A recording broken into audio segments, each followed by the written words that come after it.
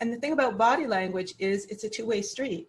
It's not only what people are sending you, it's what you're sending out as well. So part of tonight is talking about, you know, some of the signals that you are giving off as well. You want to feel more comfortable and confident at the end of this. Feel more comfortable in your own skin. And then ultimately, I want us to laugh. I want us to have fun. You know, body language can be a bit daunting, but I want to make it a little more fun and playful so that you get a lot out of it. And when you are laughing and enjoying yourself, you actually remember better. So that's what we're going to do tonight. So I'm just curious, just by show of hands, who has been to one of my events before? All right, wait, we have two screens. I'm going to go. We've got some more people on the other side. Okay, so maybe about 50% of you have been to my events before. Thank you for coming back. I'm glad you are back. And that means that like 50% of you have never met me before, which is wonderful. I'm glad you're here. So I'm just curious. I just want to get, I want to talk to just a couple of people and get an idea of why you're here, like specifically why you decided you wanted to be here. If anybody, you know, 2 or 3 people, I just want to get an idea, like, why did you decide to come tonight? Anybody want to just speak up and let me know? Yes, Giuseppe. Giuseppe. Giuseppe. Yes, because I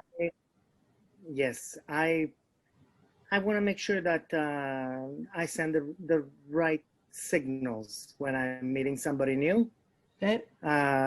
Because usually I'm very nervous. I try not to portray that, but you know, it's hard. You know, and I haven't been in this game, you know, for a very long time because I was married for a very long time. Now I've been divorced for a very long time, and the new dating is very new and odd for me. So I just want to make sure that I make a good impression. Wonderful. Thank you for your honesty. I'm just curious, before we go on, by show of hands, who is single? Who's single here tonight? Okay, wait, I'm going to go the other side. Okay, so we've got like 90% of you are single. Okay, wonderful. All right, Victoria, I'm just seeing that it's recording. You're recording, correct? That is correct. All right, thank you very much. Thank you. Okay, anybody else? Why are you here tonight? What ultimately can I help you find out about? Antilla. Oh, who, me? Yeah, oh, you were coughing. I thought you had your hand but up. it's okay. Yeah, just basically it's just sometimes difficult to get what the person's sort of trying to come across as body language. It's not very easy to read. And it can be also confusing. You think it's like, just like now I was coughing, you thought I was doing something there. So it's not like a given thing. So you want to be more acute to what's going on. Is that right? Yes. All right. Excellent. And one more person, if you wanted to share why you're here, what you would like to get out of tonight. Oh, don't all talk at once. Just how to use body language more effectively. More effectively. Okay. I think for me, it's Earl speaking. There's that classic stat that only 7% of the information between two people is verbal. And it's really easy for me to not pay attention to what I'm putting out or what other people are putting out. And I want to get better at that in all sorts of interactions. So wonderful. Thank you. And you're right. 93% of communication is nonverbal. 93%. So Barbara? Yes. Used to be like 65 and 35. Now it's like 93. I was like, oh, wow. Like nonverbal communication used to be 65 and 35. Like 65% time we will be using our hand gesture. But now they moved to like 93. That's like unbelievable. And from all of my learnings and teachings, 93% is the number that I have always used. I have been hearing that because that's like unbelievable amount of having used. It will become more apparent probably as we go through the Q&A. Mm-hmm. All right. Thank you so much. I appreciate you just giving me an idea of where people are at. Okay. So what does tonight look like? Here's what tonight looks like. It's all about you guys. I am here to answer your questions. Whatever questions you have, I'm going to make sure in the time we've got, I'm going to answer as many as possible. Then we're going to do a wrap up, and I'm going to tell you about some other stuff coming up this month. So the bulk of the time is for you guys. Just a couple of housekeeping things. So a lot of you people actually don't know who I am, so maybe I'll introduce myself, and that might be helpful. So my name is Barbara Cates, and I'm an interpersonal communication specialist. I help people connect better in both their business and personal lives. Specifically, since like 90+% of you all are singles, specifically when I work with singles, I am a dating and communications coach. So I teach singles that are typically age 35 or over, single professionals who are ready to find their soulmate, about how to align with their mindset, their heart set, and their skill sets so that they are ready to attract a long-term, loving, healthy, supportive relationship into their lives. So I do events for Match.com. I do live events, workshops, and fun, playful events. I have a background in communications, NLP. I also have a bachelor's of commerce. And the reason that I do this, I have to tell you, I work with people in their professional lives, but working with singles really is near and dear to my heart because I truly believe that everybody deserves to have someone as awesome as they are in their life. And I work with all sorts of singles. I've had a lot of great success. A lot of people are in long-term loving relationships. And when they say to me, I'm so happy and I didn't think it was going to be like this, and I can't believe that I have found somebody and we're so compatible and have such great communication, it hits me in my heart. So that's why I do what I do. And however I can help. Tonight, we're obviously working on the skill set part, the skill set of body language. And I wanted to have Victoria actually introduce herself as well. Hi, everyone. I am the moderator for this evening. So if anybody wants to send me a private note that you want me to ask on your behalf, that's what I'm here for. I'm also a colleague and friend of Barbara, and I am a holistic intimacy and relationship specialist and Tantra teacher. So I'm here to assist and support Barbara for this evening. Thank you so much, Victoria. So you have years and years and years and years of knowledge on this call to help you. Now, as Victoria said, we're going to have people ask questions. And if you'd like, you can put questions in the chat. So just so you know where it is, on the bottom toolbar, there is a bubble. It says chat. If everybody wants to just press on it and just type in hello, hello. And it says to, and there's a little drop-down menu. So if you should say everyone. So when you send a message, hello, it will go to everybody. However, if you want to send a private message to Victoria, I'm going to be moderating. So when you guys start typing in and chatting, I'm not going to see it. It's going to go by really quickly. Victoria is monitoring that. So if you have any questions that you'd like asked privately, put it in the chat, say to Victoria, and she will get them. And I'll say, what's our next question, Victoria? And she'll let me know what our next question is. All right, does anybody have any question? Anybody have any questions about questions? No, we're good? Excellent. I think that's it. Do we have anything else we want to say, Victoria? I think I'm good. I'm just going to follow along and support the process. And if I feel inspired to join the conversation, I will put up my hand and ask. Excellent. Okay, so this is the opportunity for you guys to put your questions in the chat. And of course, you know, if you just want to ask me, that's great as well. But think about this. Think about, what are some things that always baffle you? It's like, when someone does that, I really am not picking up on that body language cue. Whatever that is, type it in. Say, Barbara, I get really baffled when this happens. Maybe Giuseppe said, I get really nervous. So tell me about, I get really nervous. What I get really nervous looks like for you. Physically, what happens? You know, I'm also interested in your mindset. What's going on in your mind when you get really nervous?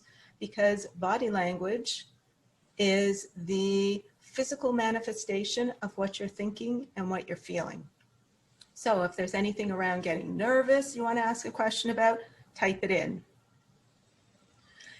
If there's any kind of inner chatter that's going on in your head that you'd like to talk about, like, oh, you know, when I'm in this situation, I always end up telling myself this and it gets me really nervous and, you know, I end up sending the wrong signals, type it in. We're going to talk about it. You know, there might be very specific questions you have. You know, people always think that I'm not listening. How can I be more engaged? How can I show through my body language that I am actually listening? You know, a lot of people say to me, I want to be more approachable, but, you know, people always say I'm a bit standoffish, you know. How can I change that? You know, when you're on a date, what are some things as far as body language that you may right now are confused about? You know, when I'm on a date and she does this, what does that mean? When I'm on a date and he does this and he's sitting too close, what do I do? Write that all in. All right, I'll give you a second to type it in. And of course, I would love to hear from you people live as well, asking questions. All right, have we got some questions coming in, Victoria? Yes, you do. Excellent. All right, so the brave soul who would like to ask a live question, whoever you are, I'd love to hear from you first, just to start us off. Who has a question that they'd like to just ask? Well, I have a question. Sometimes I can't tell the difference between when someone is really attracted to me and when they're just a friendly person. And I've made the mistake of making the wrong assumption in both directions. So how do we tune in on what's going on in the other person better? Great question. Okay. I can see lots of heads nodding, so I bet everybody has the same question. So I get this question a lot from gentlemen, more so than women, about, I don't know if she's interested and should I, you know, try to kiss her or not, right? So there's a lot of non-verbal cues that kind of all work together. If someone just happens to be smiling a lot and you think, wow, they're really interested in me, that's just one cue. So, for instance, proximity.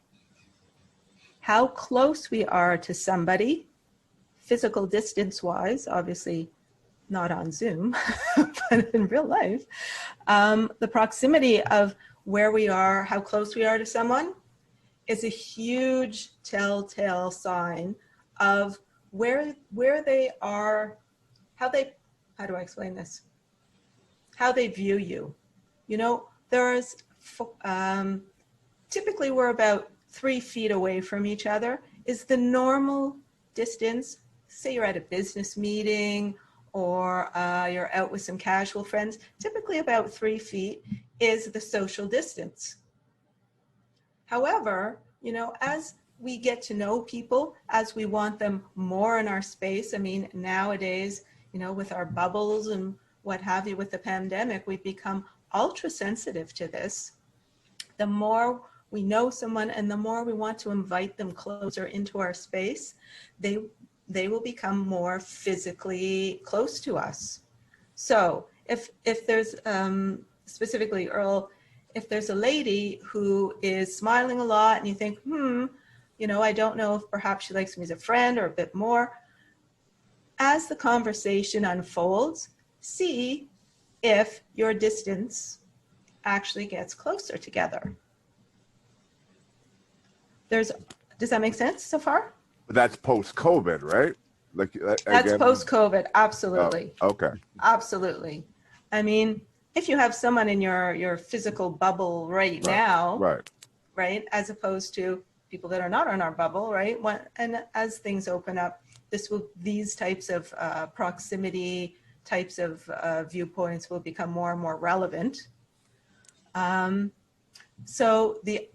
anybody have any questions with that, with proximity? I mean, who would be the one to initiate someone that, you're not though? really attracted to, you don't really want. Can you hear me? Yep.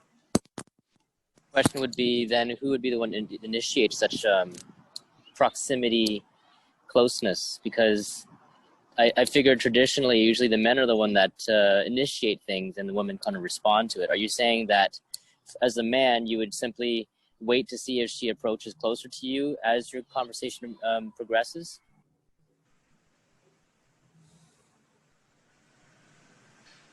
I think Barbara just froze. I think frozen, yes. She has a blank screen. I can see her mid-talking. Oh, she's gone.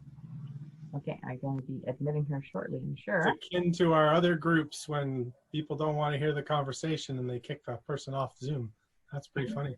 I would say as the conversation goes on and you're both interested, you're naturally going to move toward each other. It doesn't, if the woman's interested, I would think she's going to try to get closer to hear you more, or if she's attracted. I'm not an expert at it, but that's what I would think. I would also say that drift closer to that person. Yeah. So we're socially distanced, I might stand as closely socially distanced as I can and away from the rest. That's kind of an indication if you see relative to other people in the group, how close is she coming? Yeah, I agree with you. Because I think if you're unconsciously attracted to the person, or even consciously, you want to be closer to them. Keeping in mind that the good point has been made in our chat that depending on what cultural background you have, the distance between bodies is very, very important to be respectful of space. But the culture stuff to me throws everything out the window, because like if you're, I don't want to pick on religions at all, but if you're Muslim or whatever, you might require that distance. I'm not an expert at it, but I know there's different cultures require different distance, different levels of respect, and so on. And we currently have COVID-19 space. Oh yeah, but I'm talking post-COVID-19. Mark, I agree with you. 100%. I'm a Muslim, so I know what you're talking about. I 100% agree with you. But I learn as I go too. Like every situation is different.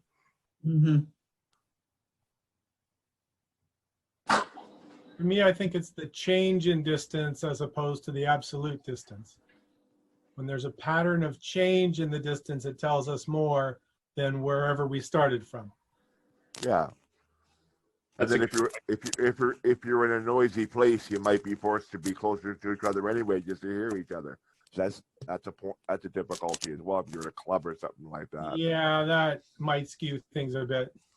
But on the other hand, if you're at a noisy club talking to a girl, let's say, and he chooses to get closer to you, that's a convenient way for her to let you know that. Oh yeah. Comfortable. Yeah. So I totally agree. It's still a mixed signal, but. Yep.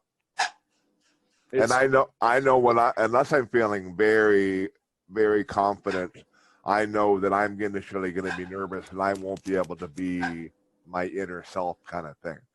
It'll take me a while to warm up to that lady. That's reflective of my inner nervousness. I understand what you said, Mark, and what I've what I think I've noticed is that often if you get into the other person's space like right off the bat, if you show that you're comfortable close to someone without like touching them or whatever, although a tap on the shoulder can be good, I guess. That seems to be better than taking an hour to get into somebody's personal space. That's true. That's true. I think we've all known people that just have a beautiful beingness about them, and within seconds of them meeting somebody, they're right in someone's personal space, and the other person's okay with it. And I mean, men and women have that characteristic. Oh, definitely. But I tend to get overly nervous and I keep my distance. So I'm the person who keeps that distance, but it would be better for me, I agree, to close the distance, assuming you're not assaulting the person's space. Assaulting is the wrong choice of word, but I think you know what I mean. Yeah, I would agree with that, and I feel like it's not really equal ground, I don't think, between men and women, because I've seen a lot of these like sort of prank videos where a girl would go up to a guy and then say something or do something that if a guy did the exact same thing to a girl, it would be considered assault or harassment or whatever it is, right? So it's like there is a difference between how men and women are able to initiate things to each other. Oh, yeah. Well, I mean, it's basically a double standard, and I find those videos disturbing because it's like a lot of these pranks are going to mess some of these people up. They're not going to shake it off. They're going to, if some guy has a gorgeous girl come up and put her arm around him or give him a kiss, and then walks around with him hand in hand, he's going to think, wow, it was my lucky day and I just found my soulmate. And then he realizes, oh, it was a prank. And I think that some of those videos are going to traumatize people. Like, I don't know. That's maybe I'm sensitive. I don't know. No, you're raising a valid point, but I think you just have to hope that those people are going to be in the minority. Yeah. It's a valid point you raised, though, for sure. I agree with you. Just to let everybody know, Barbara had to reboot her computer, and she'll be coming back online shortly. Yeah, no problem. What videos are you talking about? Well, I can name one in particular. There's one that's pretty well known on YouTube and Instagram. It's called The Daily Dropout. Yeah. And there's like one particular male character and one particular female character. Male character, he just does silly things that are kind of awkward and socially awkward, and you film the reaction of people around, which is completely harmless, I feel. But then there's a girl who does things that I guess you could say she gets away with it because she's cute and she's pretty, and so a lot of the guys like that. And exactly what you're saying, it is quite damaging, because those very same guys who thought that she was actually interested in them and wanted their number or whatever, at the end they find out it was just a prank video. So you're absolutely right about that. Anyway, so I feel like that's definitely a double standard in terms of what's allowed or what is permitted. Yeah, you're right. What the girl can get away with, and what guys have to be very careful to not do, and to tiptoe around those kinds of things. No, you're right. Like I don't want to say, though, I'm not going to say the female derogatory word, but it's like when you're in high school, it's like, oh, you're a stud guy, yeah, and the girl's not nice if she floats around, kind of thing. You know what I mean?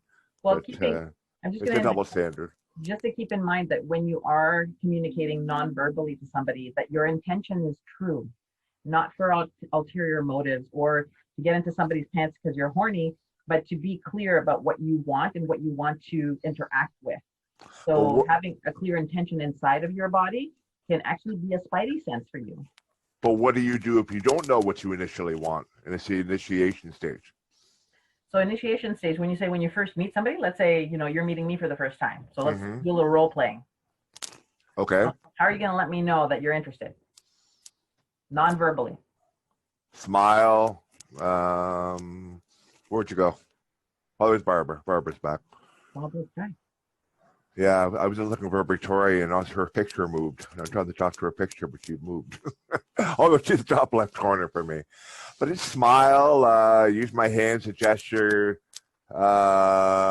keep my distance as like a respective distance, and try to read her body language, and she's smiling or looking away or looking for support. So what if I turn slightly away from you and I'm looking this way, and I did smile at you, but then I just kept looking in a different direction? I would take and that to I mean move my you're body. not. I move my body away from your sight. I would take that to mean you're not interested, but I'm not going to be any more assertive. I'm just gonna be what I consider to be normal level of talking. And if you continue to do it, I'm just gonna say, oh, she's not interested, and walk away. But keeping in mind, I've turned my body slightly, but my eyes keep coming back to you. I don't know then. I'll be guessing. I'd be guessing. To be truthful. So for me, this means that I don't want a frontal approach or an aggressive approach. I'm being very shy and I'm being very cautious. Okay. So that's the signal that I'm giving currently in my body language. Okay. If I want to talk to you, I can just like, hey, how's it going? I'm just going to look at you directly and talk to you, or I'm just going to just lean in and listen to what you have to say, bright-eyed and bushy-tailed. But if you're looking away as a woman, do you want the guy to be more assertive or just kind of back up? So here's the reading of the nonverbal communication that comes in handy. Right. So if I'm turning slightly away and I keep looking at you every once in a while, yeah, continue my conversation with whoever I'm here with, and then every once in a while I'll take a look and see where you're at. Yeah. That gives you an idea of there is something going on. So okay. Now it's a decision whether I make the approach and say, hey, can you come over and talk? Or since I'm guarding myself, maybe you come over and say hello. Okay. Okay. No, I tend to be thick and I miss all that stuff. I was kind of waiting to see if you were going to make a distinction between looking to the right or looking down, because I figured if looking down, you're a bit more like shy, but looking to the right means you're kind of dismissive and are not showing interest, or even looking above, which is even worse, I guess. I think it doesn't matter whether I look down or whether I'm looking to the side. It matters that I actually return the gaze. Oh, okay. Quickly look back to see what's going on. Okay, so then in what context would this be? This would be if he approaches you and wants to talk to you, or you're talking about just like looking across the bar or something like that, because there's a distinction you have to make. This could be anywhere. It could be in a conference meeting room. Don't think it just happens in a bar. Okay, guys, she's flirting with you. Okay. There's the bottom line. She is flirting with you. So sorry, my internet connection went down for some reason. I didn't hear the beginning of what was the original question? Oh, we were just saying, how do we interpret body language? That was a broad question. Okay. So we went into role play. We went into role play. Thank you for taking over, Victoria. Much appreciated. All right. So I don't want to kibosh that. Please continue. Okay. So I would misread what Victoria. Well, I would misread what you're trying to tell me. To me, who that gets confused when it comes to flirting? Show of hands. All right. So would it be helpful if we do a little flirting lesson? Sure. Yeah. Sure. Okay. So I had a feeling that flirting was going to come up. And I actually do a workshop called, excuse me, are you flirting with me? I usually do this in a live workshop with a male flirt partner, and I do a PowerPoint presentation. So I've got a couple of slides, so I'm just going to pull them up. And as we go through them, I think you guys are going to get a much better understanding of nonverbal communication when it comes to flirting. All right. So I'm gonna... sorry, Jason, by the way, you're disappearing as the sun goes down. You might want to get under a light. Yeah, again. You're right. I was hoping to catch whatever bit of sun rays were left, but yeah, you're right. Exactly. The only way I'd have to go back inside, which means they cut off the or connection 3 light or something like that. We don't want to lose you. Right. Oh, what happened? Oh, okay, slides. Okay. All right. Can everybody see my screen? Mm-hmm. It says body language demystified. All right, so my version of flirting is looking at someone I find attractive multiple times and hoping they are more brave than me. Who can relate to that? Yeah, totally. Just so you know, I can't see you guys anymore now that I'm sharing my screen, so you need to be vocal. Who can relate to that? Mark A. Yeah. Yeah, I can, but also I think that if I like someone, I become more shy and don't always look at them. Okay, I'm sorry. Who's speaking right now? Tara? Tara. All right. Would you be willing to talk a little bit more about that, about why you get shy, just so that the gentleman on the call can get a better understanding of what's happening in your brain? Would you mind? Well, okay, I'm not sure if the other person likes me, and even if they show signs of liking me, I'm not sure if they like me, or they're just, you know, in the mood to go on a date. Oh, interesting. Define date. Well, what I mean is that it's, as the gentleman on the call was saying, it's hard to read other people's minds, and if people don't communicate and express their feelings, it's hard to know where the person's coming from. Absolutely. And I can tell you, as far as body language, we wear our thoughts and our emotions on our face and our body. So we're going to go through this right now. And at the end, you're going to say, oh, okay, I can walk into a room and kind of see where people are at and whether they're interested in talking to me. So spotting who's available. So there's this body language thing that both men and women do called preening when they are flirting with people. So for instance, a woman, and think about this, you know, have you been in a situation and you've seen this happen? A woman might toss and play with her hair a little bit. If she's got some jewelry on, she might kind of play with her jewelry a little bit. She might kind of wet and bite her lips. You know, she might be just kind of adjusting her clothing. She's fidgeting.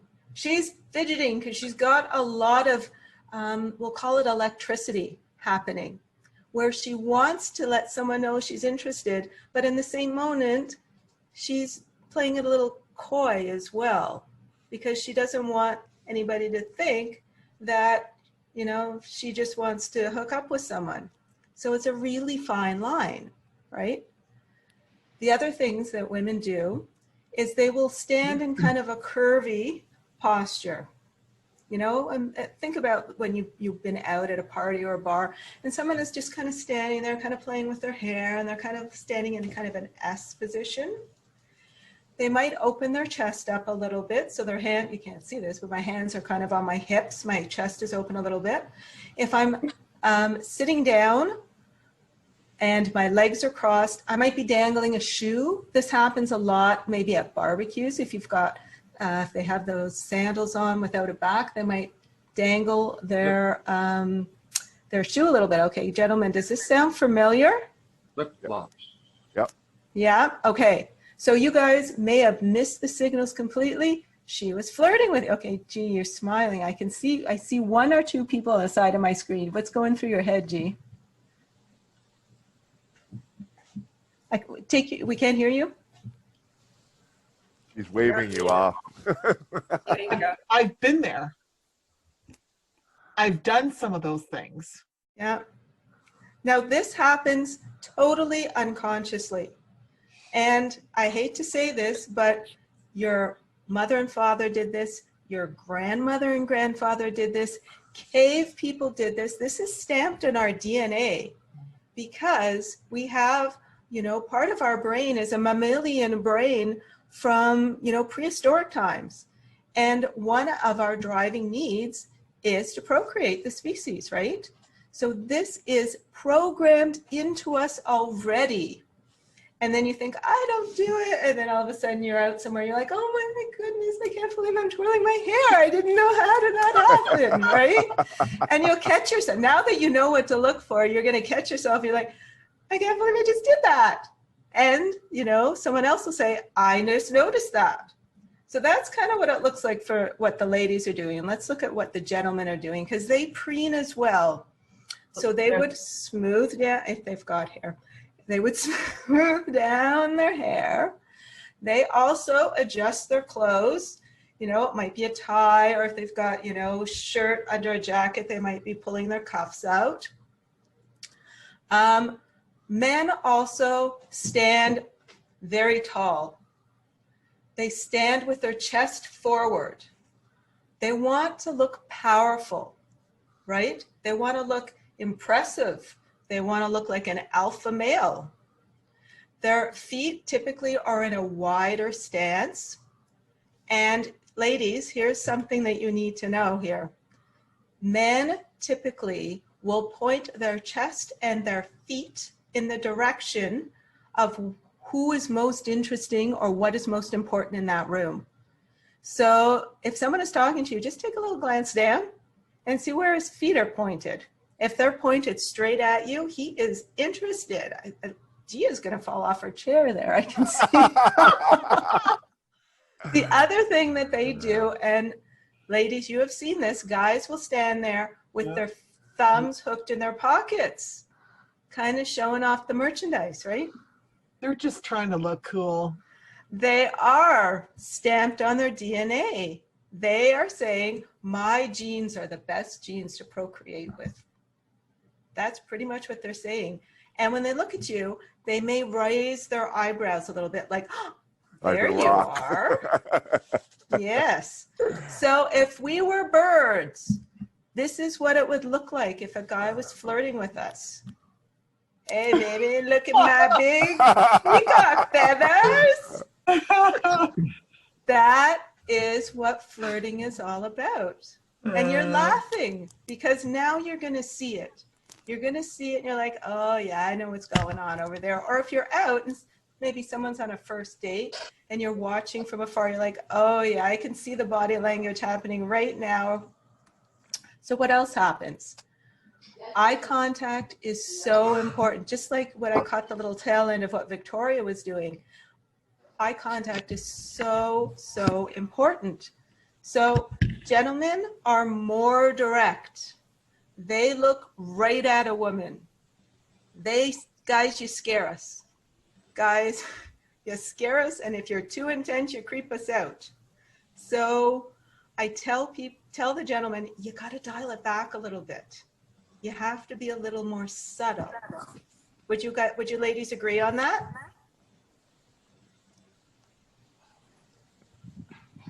Does anybody have any questions yet? I do. Okay, go ahead.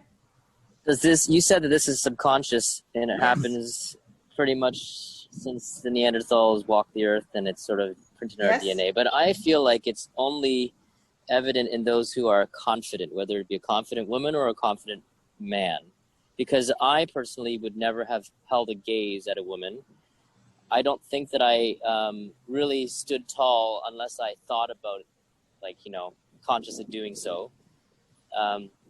In terms of where my feet are pointed, I sometimes just, I don't know, maybe I just have a habit of crossing my legs when I stand or something. It's just pretty ridiculous as it is. But I don't know if this necessarily happens all the time, especially since the other lady that was talking earlier said that whenever she likes somebody, she doesn't really have eye contact. So it's like, if you're a shy person or if you're somebody who's not very confident, you have very low self-esteem, I feel like a lot of this just gets thrown out the window. What do you think?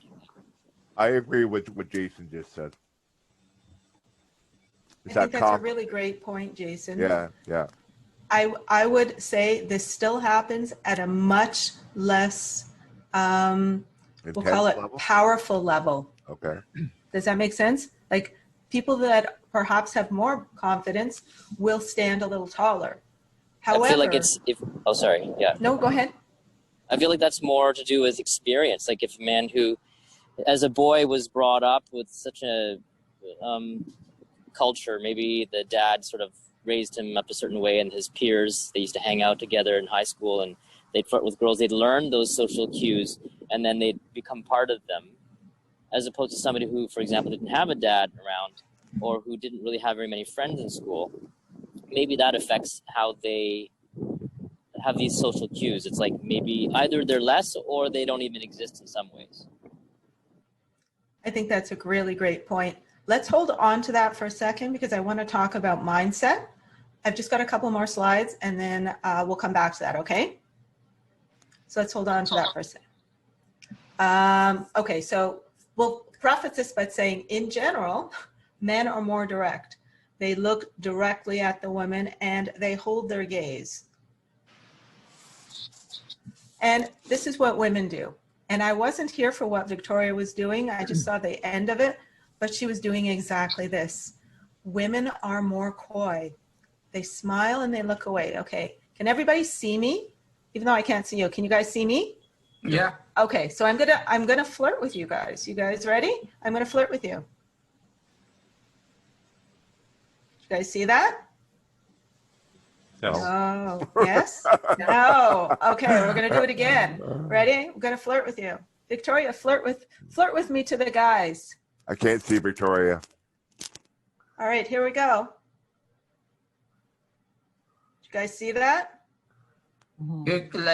You're constantly looking. I'm looking away. I look away. Yeah. That is flirting, gentlemen. That looks like indecisiveness to me. It does. Okay, so what if she was doing this and she's looking away and then she looked at you and then she looked back? To me, that's you're stacking. Yeah. Oh, I wish that happened often, by the way.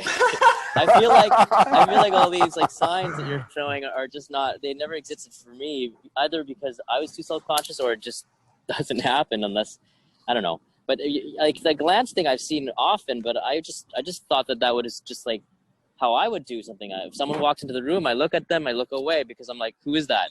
I kind of want to know who's in the room.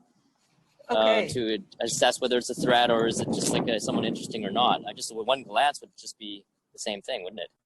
Absolutely. So this is kind of stacking. Yeah. So for instance, say I'm looking around the room, I look at you, I look away, and I just happen to be looking around the room of who's in there, not flirting. However, if I'm looking around the room and I look back at you and I look away, maybe 50-50 if I'm flirting. It happens a third time, flirting. So you need to be mindful of what's going on. Just one sign isn't necessary, okay, I know that person is flirting. But if they've done it a couple of times, then I would say, yes, they are flirting with you. So, okay, does anybody have any questions? I have one more point on that. Barb? Yes? So I do that with guys, even if I'm not interested in them. You're just being cheeky, aren't you? But that's just my personality, right? I mean, sorry? That's very cheeky. I would say very cheeky. Like the way Barbara is saying, is very cheeky. Like Barb is a butterfly. G is a butterfly. Well, or maybe just very social. She's just a very social person and doesn't mind.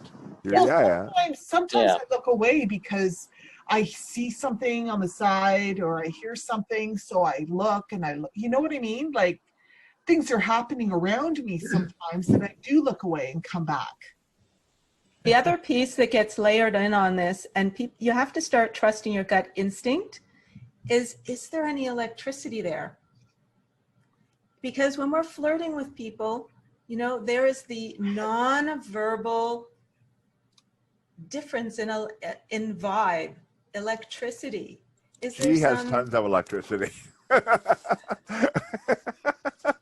All right, Barbara, it poses one problem, though. That would be, how you mentioned, guys, you are too direct, you stare too much. Yes. How are you supposed to see all three glances unless you're looking her way or staring straight at her? And that's a big problem altogether. I would say that it becomes natural because part of body language and part of flirting is learning how to just trust your instincts. There's something very playful. It's a very lovely back and forth, kind of like throwing a ball back and forth when it comes to flirting, right? You haven't even spoken to anybody yet. Now you're just kind of doing a bit of a dance back and forth. If you are too intense, it's overwhelming for the ladies. So what I would suggest for the ladies and what I say to the ladies is we need to think about the gentlemen and help them out here because 99% of the time they miss when we're flirting with them. So what I suggest with the ladies is if you're interested with someone and it's going to feel like forever, but if you are looking at them, hold your gaze for 3 seconds. So you want to look at them, count to 3, 1, 2, 3, look away. So you give them the chance to see it. So they don't have to look at you like this for the rest of the night, right? Why don't you throw in a little smile would help too, right? Because if you've got like the deadpan facial expressions, Exactly. like what the heck? The other thing is you want to start showing your personality, right? I know, like for instance, I know G, and she's a very playful person. And, you know, for me, I'm a playful person as well. So say you're going back and forth, exchanging glances. At a certain point, somebody needs to take what I call make the bold move and do something. So it may be going over to them, or it can be a little more subtle as well. You may be able to, you know, raise your eyebrows and give a little bit of a wave, and the other person can pick it up and kind of go like, who, me? Now, if you're going to go over and start talking to that other person, you're already starting on a fun, playful, lovely mindset of starting, as opposed to awkward and I don't know what's going on and should I go over, should I not go over? It's a very different feeling, and the feeling that you have, you are projecting outwards, and people pick that up. Well, I've been flirting with Neil for the past month, and he still hasn't picked up on my cues. I picked up on other letters. Neil and I are friends, people. You mean Pierce Brosnan, not Neil. That's Pierce. Yeah. That's why I didn't pick up on it. Flirting is about being playful. Flirting is about showing your personality. You know, I would wave. Other people would not wave. They'd be horrified. You know, I know my flirting partner, his name is David. He would come over and he'd do a cheeky little grin and a little, you know, who, me? And it's just inviting for someone to start a conversation with. Does that make sense? Mm-hmm. And smile. Smile. Like, I can't emphasize that enough. A great smile, and I'm not talking about, you know, the cheesy salesman smile, like. People can tell when it's a real smile because you get crinkles around your eyes, and, you know, you can smile from your heart, and people are like, that was warm and inviting. I want to go and talk to that person, or I'm going to send them a drink, or I'm going to do, you know, do a little cheeky grin or whatever. You can only do your part when it comes to flirting, but if you do your part well, it gives the other person permission to come and talk to you. Does that make sense? Yep. Okay, that is the end of my slides for flirting. I'm just going to stop this here so I can see you lovely people again. There you are. Okay, does anybody have any questions? Was that illuminating? Was that enlightening? Very illuminating. Very illuminating. Okay. Does anybody have any questions on anything that I had said up to now at this point? No, everybody's good. You can go out and flirt tomorrow. No, because still I have like problem understanding like what you showed that it may not occur when I'm out there. So what are other signs do I have to look for it? Because you know what I mean, Barbara? So what you're saying is people may not be showing those signs to you. So what else should you be looking for? Mm-hmm. Those are the signs. Those are the signs. Okay. So, you know, in that respect, I would suggest that you do some nonverbal flirting and see if you get a volley back. Mm-hmm. Right? Remember, it's a back and forth volleying. Mm-hmm. You're just dipping your toe in the water, Mm-hmm. non-verbally, to see what kind of reaction you get. Mm-hmm. Right? So is someone open to having a conversation with you or not? If you flirt with them and they turn around, they walk away, I'm thinking that's a no. Right? Okay. Mm-hmm. You also So, want to Barbara, look at, you mean stand tall with your shoulders and your chest out, face your toes toward them, and stare intently straight at them. In that Well, order. Staring. I would, you know, I would do that naturally. You know, if you take the Superman pose and you just stand there, you're a bit intimidating, right? So it's got to be a little more graceful, we'll call it. But be mindful, you know, from your point of view, what am I doing here? Am I kind of slouched? Is my body language kind of shut off? And I look up and try to flirt. You're giving mixed messages, and it's confusing, and you won't get the volley back because the other person's thinking, I have no idea what's going on with that person right now, right? It's a bit confusing and a little scary, so I'm not going there. Does that make sense?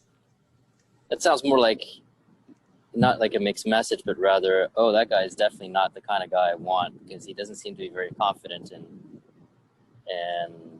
so he is shy and he's showing interest because he's looking at me, but he doesn't have a confident pose. He doesn't seem to hold his head high up. Sorry, I don't know if it's noisy back there, but anyway, you get the idea, right? So I feel like that's not necessarily a mixed message. It's more like, oh, that's a beta of a beta. Let's not go near him.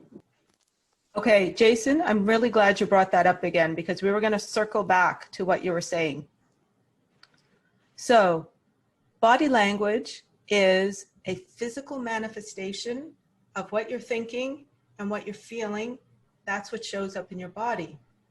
So the root of body language is actually what you're thinking. So if you find that you're not confident, the step backwards to that is, what am I feeling? How am I feeling about this? Does somebody want to do a really quick role play with me and we can, you know, kind of walk this through so people can see what's going on here? Did you want to do that with me, Jason? Would you be open to that or no? Yeah, Nope. Sure. I'm not sure I understand what you mean, though. Can you explain? Sure, absolutely. So do you find that sometimes you feel a little awkward with your body language? All the time. Yeah. Okay. Would you mind if I ask you a couple of questions? Sure, go ahead. Okay, and if at any point you're like, I'm not comfortable with that, be honest. I have no judgment. All right. My intention here is to help move you forward so that you feel more confident, okay? That's fair. Okay, so tell me, imagine you're at a party and you see someone attractive and you're thinking, hey, you know, they're pretty cute. I would really like to talk to them. All right, you're there? Got it? Mm-hmm. All right, tell me the first thought that's going through your mind. I just become very self-conscious. A lot of thoughts go on. I think it's like a blur of emotion and thoughts that come to mind. Tell me a couple of those emotional thoughts. Am I going to come across awkward? Am I going to be coming across creepy? Is it going to be sort of a cringe interaction between me and that person? Yep. What are the people around going to think? Yeah. What if she has a boyfriend? What if she's not interested? Do I really want to go through rejection in front of everyone? A lot of things come into mind. Thank you for your honesty and vulnerability. I'm sure 90% or more of the people on this call can relate. Yes, hands up, totally. Totally. You are not alone in this. This type of emotional cascade that goes through one's mind is normal and very, very prevalent. So you actually stop yourself. You don't even get out of the gate, right? By the time you've gone through all of these thoughts and emotions, you're exhausted and you think, I'm not even going to try. And that's the end of it. And you shut it down, correct? Pretty much, yeah. Yeah. Okay. So what I heard you say was you didn't want to look foolish. You didn't know how she was going to react. You didn't want to be rejected. And you didn't want to just basically feel crappy. Is that a good summary? Yeah, and I could clarify by saying this. I'm pretty sure any other guy here, unless they have a lot of social anxiety issues, they'd have no problems if you told them, go up to that girl and ask her what time it is, or, you know, where the museum is or whatever. Absolutely no problem doing that whatsoever. No problem doing that, smiling, etc. But the moment you say, okay, now say, you know, I find you kind of cute, whatever, maybe I could ask you on a date, or I could have your number, or whatever it is. As soon as you're asking the men to show intent that they are interested in a girl in a romantic way, that's when most guys would shut down. Gentlemen, would you agree with that? Mm-hmm. I 100% agree with Jason. Totally goes on to me. I'm just like that. Like asking like what time is it? Those kind of thing would be easy, but they're cute and those kind of things would be like, I'll be like shivering. I'll be like, how to say, you know, so many things would be like going into my head. All right, so I'm going to give you a new way to look at this. Okay? Okay. So right now, you are focused on you. I don't want to look foolish. I don't know if I'm going to come across this way. You are inwardly focused.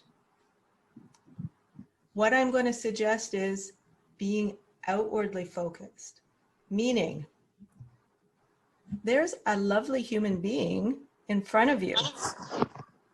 You know nothing about that human being.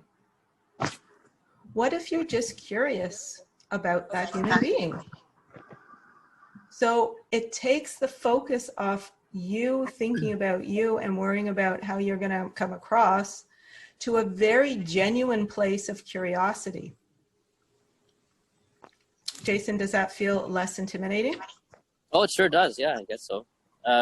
There's always that side of me fighting back saying, oh, wait a minute, how am I going to ask that question without coming across as creepy as well? Because, you know, I'm sure the woman would agree that sometimes a guy who comes up to them and asks them, you know, oh, I'm curious who you are, you know, what's your name, whatever, they'd still be very apprehensive to give any information out.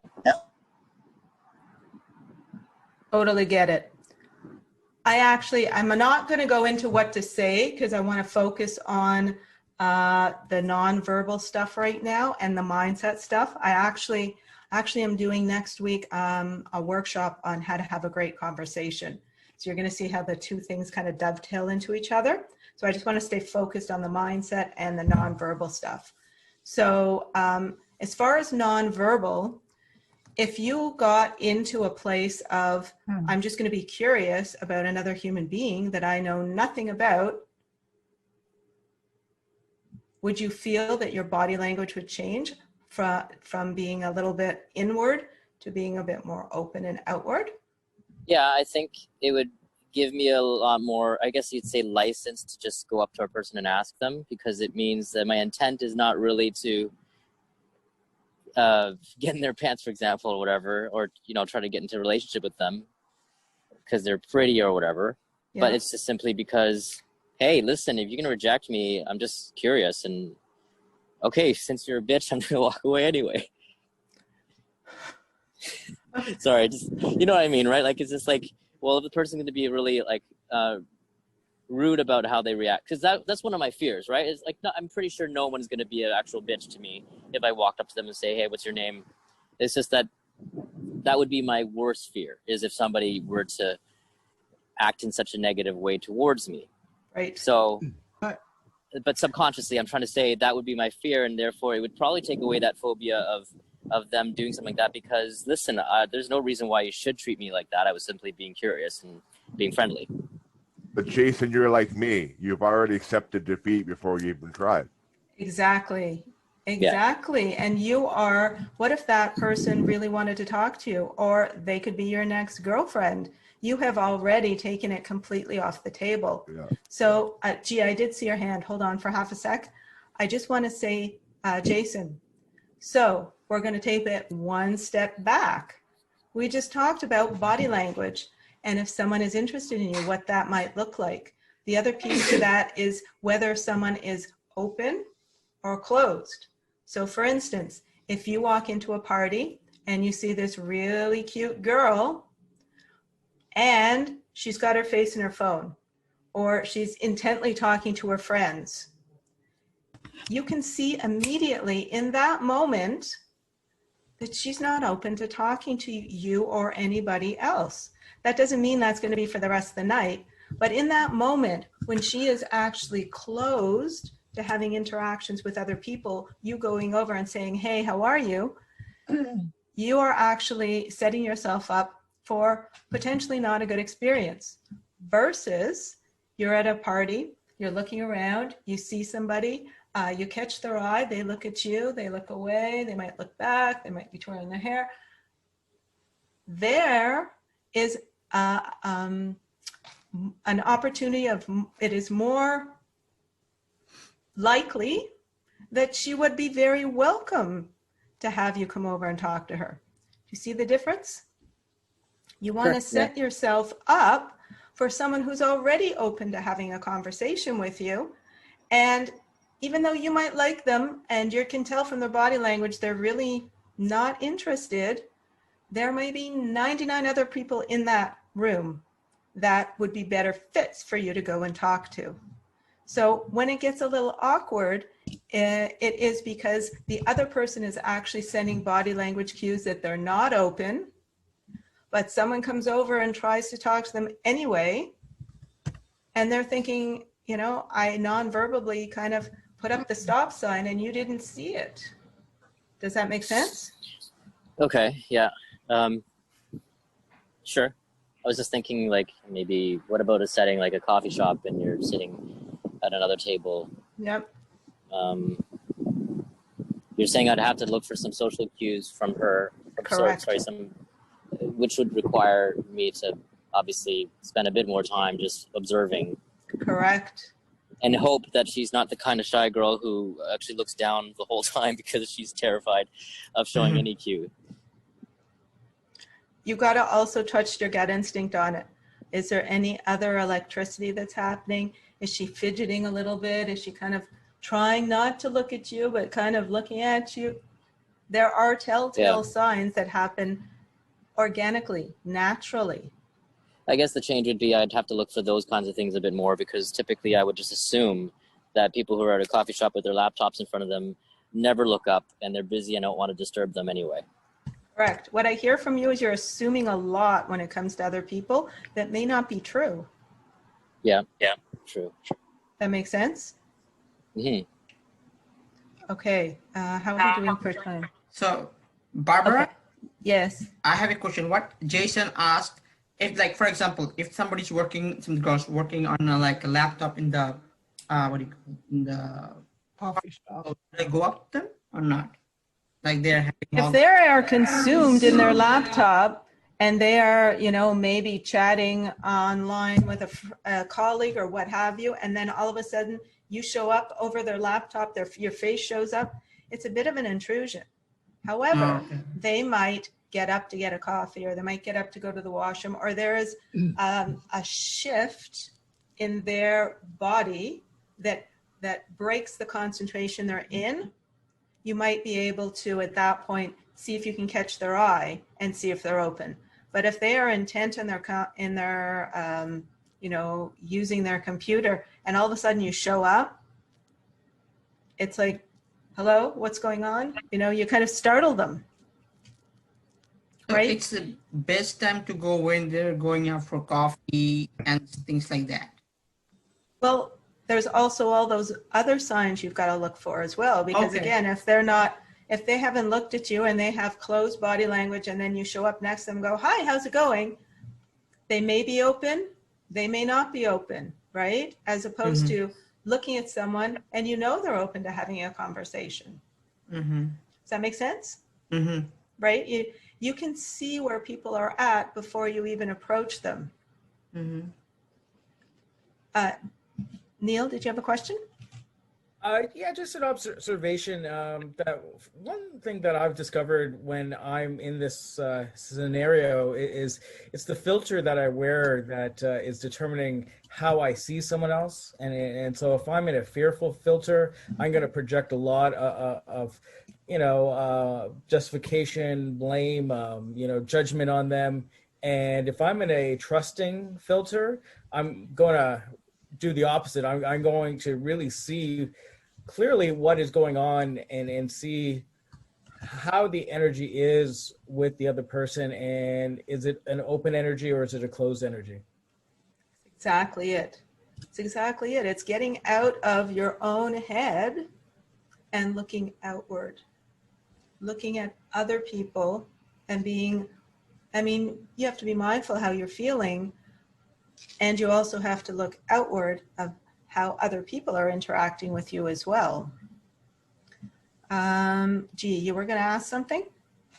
I was going to ask Jason a question, and that is, if a woman rejects you, or she obviously isn't interested in you, why does that upset you? I'm not sure that it upsets me. I think it just sort of adds to this subconscious statistic thing, you know, like a man's worth is obviously going to be determined by whether he's successful in attracting women. And if he time and time again fails to do so, he's going to probably tell himself, oh, well, you're not really attractive, or nobody really likes you or wants you. So that's the underlying fear, I think, behind it. So it's self-confidence. Absolutely. Yeah. Okay. Because the way I look at it is in my work and what I do, I meet tons of people. What do you do? Well, I mean, I guess only to know, but yeah. You mean like you mean that you interact with a lot of people in your work? I do, yes. And you know what? Nothing ventured, nothing gained. I'm nice to people, and if somebody wants to show that they're interested, great. And if they don't, that's fine. There'll be somebody else. Like, you know, like I have a lot to give to a person, and if they can't see that, then I just move on. There's somebody else out there for me. Right. That's true. And it's very interesting that I actually, I put on my phone on the background, your value doesn't decrease based on someone's inability to see your worth. It's kind of like a reminder for me. 100%. I mean, again, I just want to suggest a shift in your mindset. Typically, and unfortunately, we look to someone who does not know who we are to validate our self-worth. They have no idea how awesome you are. So we are looking to someone to validate us, and then we believe them, and they don't even know us. Yeah. Does that make sense? Yep. You know, it's kind of like we're saying to ourselves, I hope I'm not found out that I'm fill in the blank. And maybe someone will out me on that, and it's going to feel awful. It has nothing to do with the other person. It has to do with you and realizing who you are and what you can offer the world and all of your gifts and all of your talents. And it's about you first, rather than looking outward to someone who has no idea who you are. Does that make sense? Mm-hmm. Right. Okay. Yeah, So in terms of your value and worth, it's about you, not what other people see you.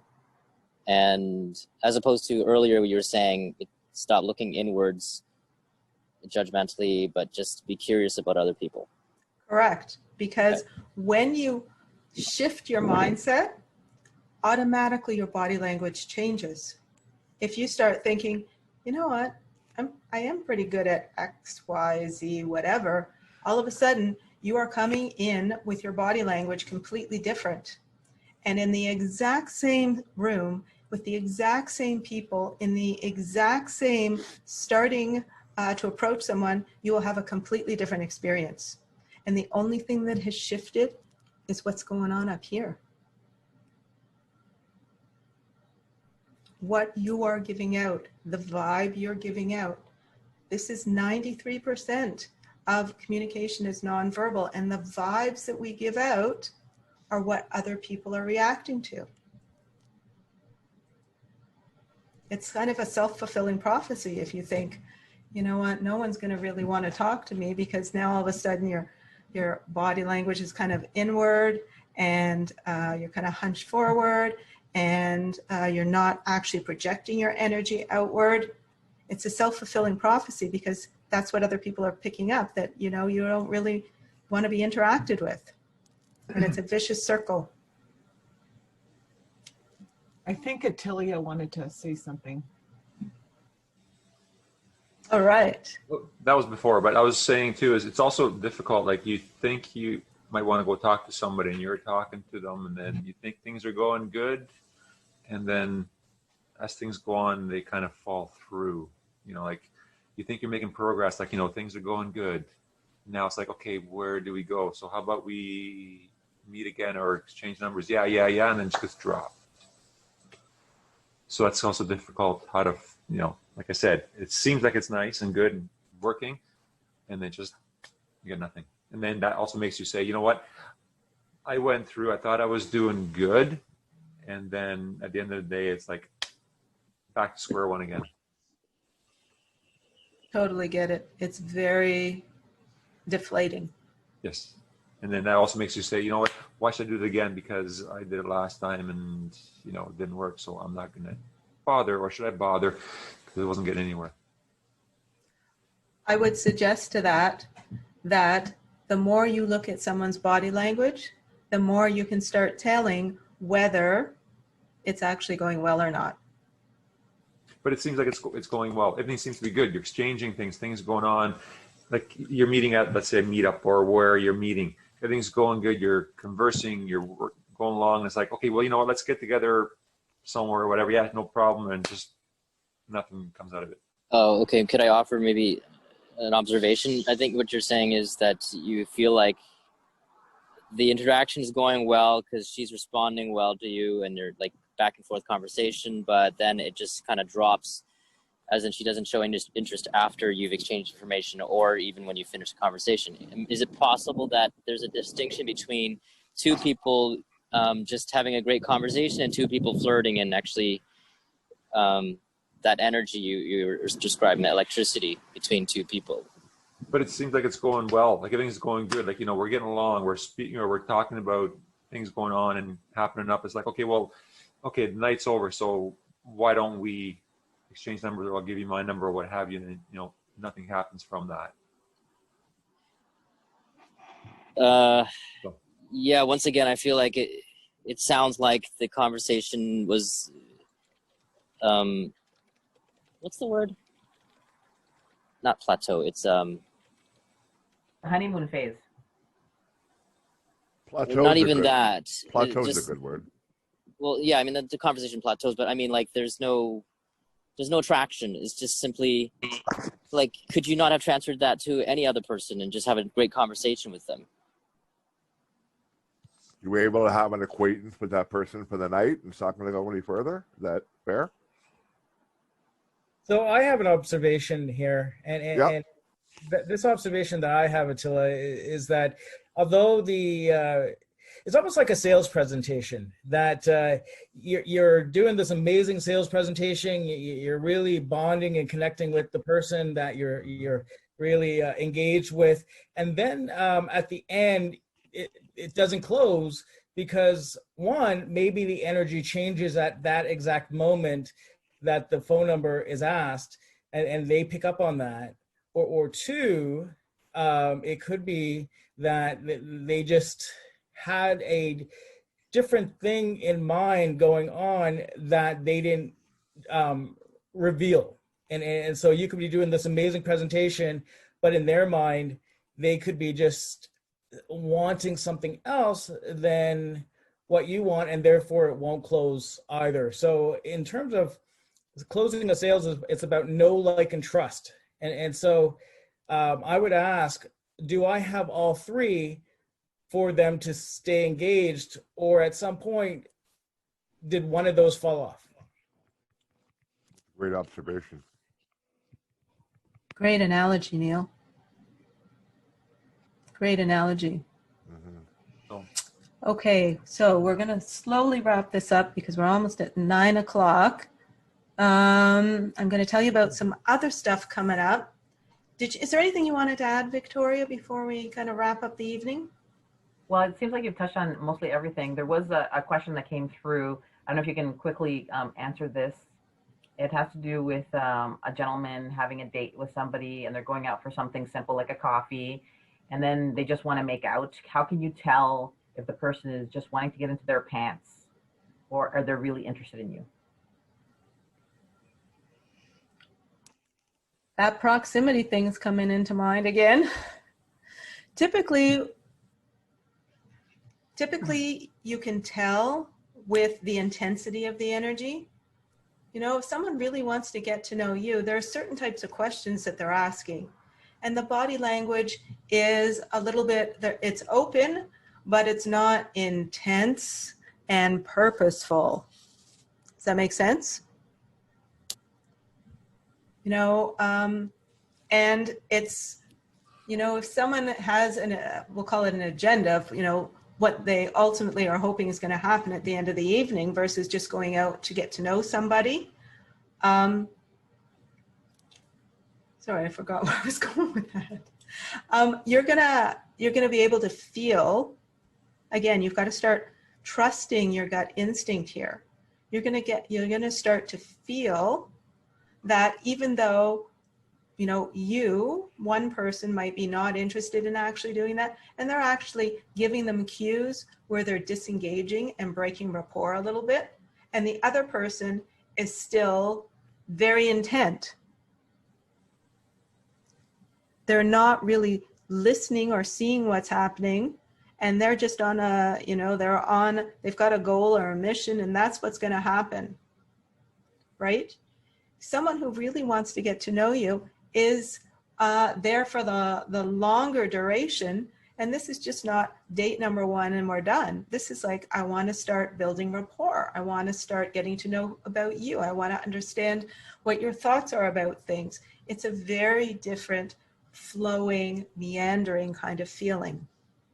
So if you get the vibe that someone just has, you know, one thing that they're hoping for this evening, I would just ask them straight out, or make a statement of, just so you know, I'm looking for a long-term committed relationship. I'm on the path to find my soulmate. Are you on the same path? And see what they say. I mean, I wouldn't normally ask that question right up front, but if you need some clarity about what's going on, I would ask a very open and respectful question and see the answer you get. Because they may be really nervous, and they may not understand that they're coming across with such intensity. Does that make sense?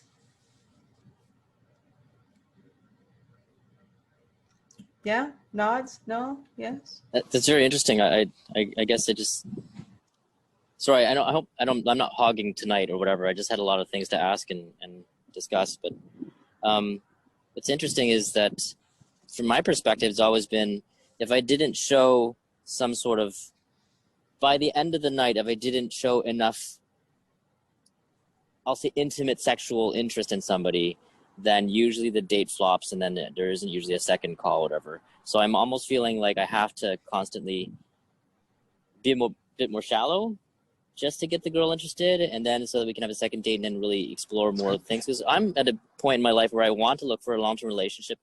Always have been anyway, but a lot of the dates I feel like they've sort of withered away because I wasn't showing enough intimate intent.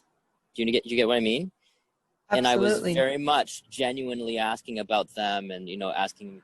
I didn't like point blank say how many kids you want and when you want to get married. Not that. I'm just saying just asking general questions about family, like interests and all that stuff. And it seemed to me that that's just become very it sort of turns off women because they're like, oh well, this guy's not very interesting or something. I don't know. I mean, at that point, yes, from a woman's point of view, and ladies, I hope, perhaps you can attest to this. From a lady's point of view, we need to know how you're feeling about us, because we are just as insecure as you are. We want some validation of, yes, I'm actually interested in you. Versus if the gentleman, if you don't show any type of, sexual interest, even a little bit, we're confused. And then there's way the other side where it's completely wildly inappropriate and completely creeps us out, right? So there's that middle ground where you actually say to someone, you know what, I just want to let you know, I find you really attractive and I'm so enjoying our conversation. I find this really intriguing. I'd love to do it again. Does that make sense? Mm. It's direct, it's non-threatening. The other person knows where you're coming from. You can build on that. And if they're not interested, you know, they're going to come back. They're not going to throw that ball back, right? Remember, we're still throwing just ghosts. the ball back and forth. Yeah, I'm ghosting, my opinion, cowardly. Childish and cowardly and disrespectful for another human being. If you're not interested, just say, listen, you know, I think you're a great person, if you think they're a great person. Unfortunately, I'm just not finding the chemistry vibe there. And I wish you well in what you're looking for. Also keeping in mind that some people are too shy or do not have the confidence to actually acknowledge another human being, to let them know that this isn't working out or this is not the right energy. And again, I'm just going to say here that it's important to just notice the differences in people and to celebrate that and to honor it. So I may be shy and very self-conscious, and I'm not be able to say to you, hey, you know, it was a really great evening this evening. I'm not feeling the chemistry. I may not be in that place to be able to tell you because maybe I'm feeling too overwhelmed with all the attention, and it didn't feel, you know, proper to me or incorrect, or there's a trigger going on. There's a complete like other spectrum of why people do not answer or step up to the bat to have a conversation. You're talking about in person, or you mean in text? Any form or fashion. Text, I mean, people are much more blazing there because they're hiding behind a computer screen, right? Well, I figured that would be no excuse then. I think Barbara would be right. At least to say, sorry, not interested. Best of luck. That would be at least one thing you'd do instead of making the guy wait 5. I mean, both guys and girls. I know that men do it to women, women do it to men, where they just don't even respond. And you're like, what the heck happened to them? Are they okay? Or did they just miss my message? Instead of leaving them in the dark. But isn't that just a hint that they're not interested?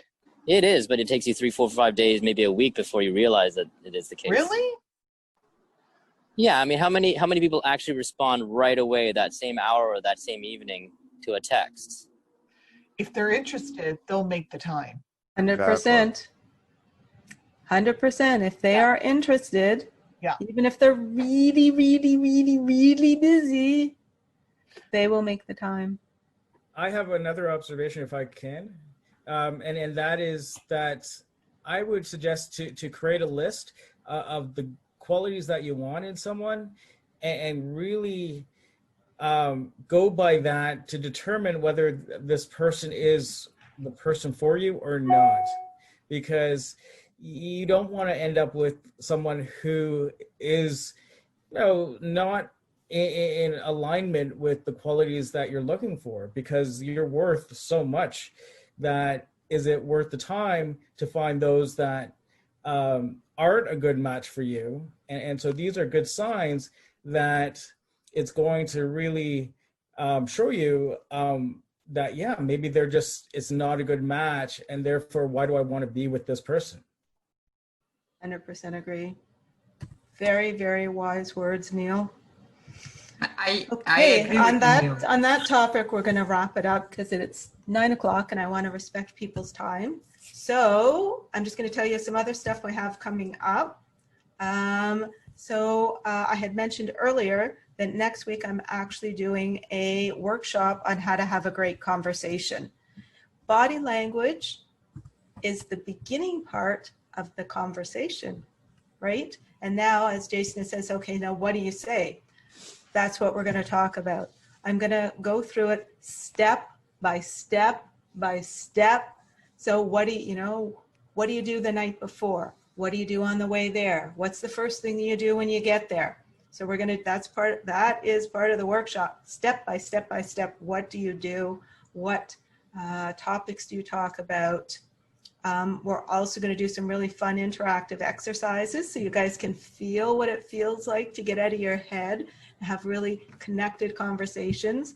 Probably going to do 1 or 2 kind of on-the-spot coachings like what I did with Jason, so that we can really flesh out some problems that you're having, so that you feel a lot more comfortable and confident about your conversations and how the body language and the conversations work hand in hand.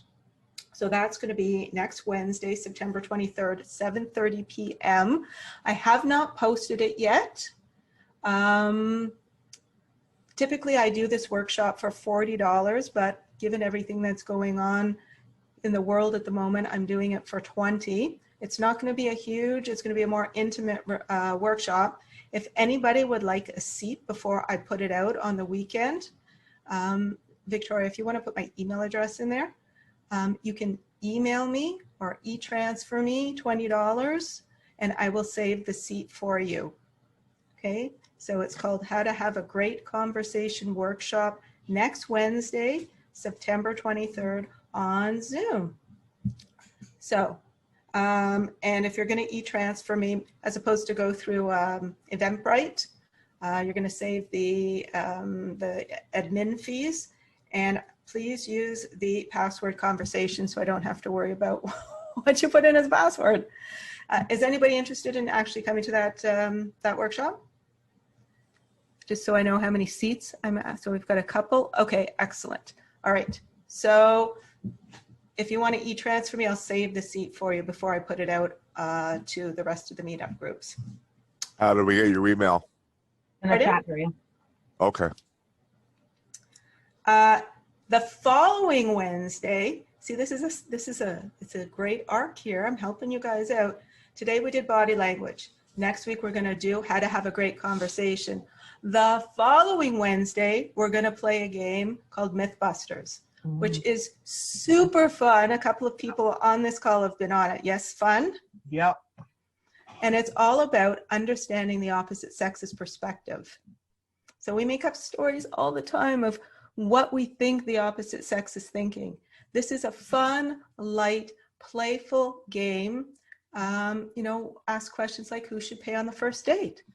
Interesting, the gamut of answers that you end up having. It also gives you a really great practice in having good conversations. So if you want, that's $10. And if you want to if you want me to save a seat for you on that, I haven't posted it yet. You can email me and say, yeah, save me a seat, or e-transfer me $10. You can use conversations as the password as well, and I'll hold a seat for you. People interested in coming to that? Maybe. Okay.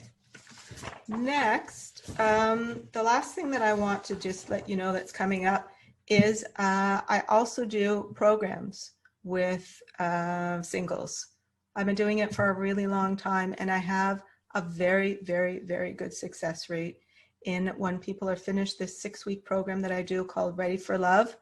They actually find a beloved and get into a long-term, committed, very supportive and healthy relationship. So I only do this program a couple of times a year. It's going to start on October 5th. And I've had, like I said, a really high success rate with people going through the program. So at the end of the program, you're going to have a lot more confidence. It sounded like some people on this call, that's one thing you're struggling with. You're going to feel more comfortable in your own skin. And what I focus on, the reason I get such great success is I focus on what I call the dating path to success. And when people start deciding, hey, I want to start dating, typically they go, okay, I'm going to get online, or I'm going to go to events.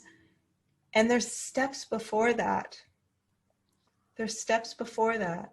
The first step is around getting clarity of who you want to attract, right?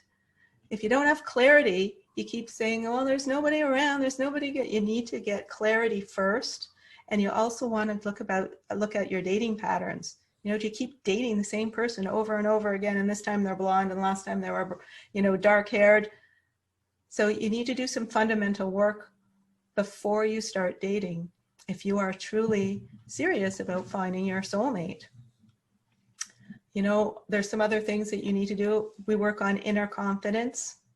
We work on outward skills, of which this is what we're doing, one of those types of skills tonight. We also work on how to actually have deeper, more connected conversations and interactions with people. Like, do you keep getting friend zoned on the first date? It doesn't show. You don't go to the second date because you keep stalling there. So we talk about all of that. It's a program. It's an online program on Zoom. There are both men and women in the program. So you get to ask the opposite sex their opinion on things, which is so important. Again, we make things up, but you've got, wing people that have your back, that when you say, hey, I was talking to somebody and they said this is what it means. And now the guys go, no, that's not what it means. This is what it means. And the other thing that is really helpful about this program is that obviously I will be doing teachings on certain types of lessons. However, everybody also comes with one or two of their own personal goals. So I am deeply committed to having you have what it is exactly that you want. Yes. When was that that one, the last one you're talking about? When does it start? Yes. It starts on the week of October 5th. It will probably be on Tuesday nights. And it's a 6-week program. About an hour long, I guess. Okay. Oh, no, we go longer. That's good. We go longer because you get homework. You get homework. Oh, I already have homework.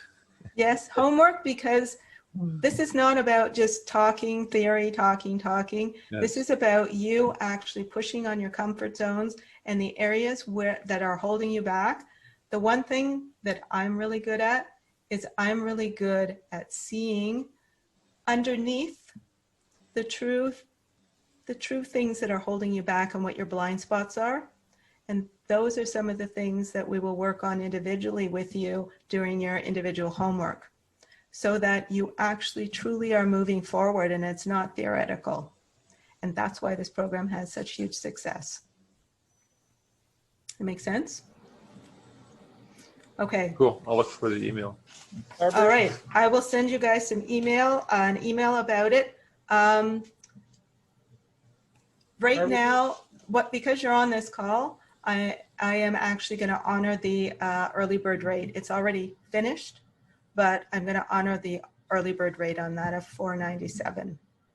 So if you would like to do this program, then that's the rate that I'm going to honor it. Okay. Does anybody have any questions about that? Barbara, could I say something about the course? Absolutely. It's an amazing course. I've taken it, and Barbara really has a great way of diving in deep to really what's going on for you and why a person is single. And then she has an amazing way of shining a light on that and really transforming that throughout the 6-week program. So even if you may not even be aware fully of what's going on yet, through the program, it's a great way to get more insight, get more depth into what's going on, because all it is probably some belief that we have that we're holding on to that we just need to let go of. And so Barbara's amazing at really going in there, finding that belief, and then helping you transform that so everything in the dating world makes sense, and you're in a different place where you're more open to really seeing what's going on. Thank you, Neil. And thank you. That touches me. I appreciate that you got that much value out of it. And I'm sure you can attest to my commitment if people in the program to truly have what they want.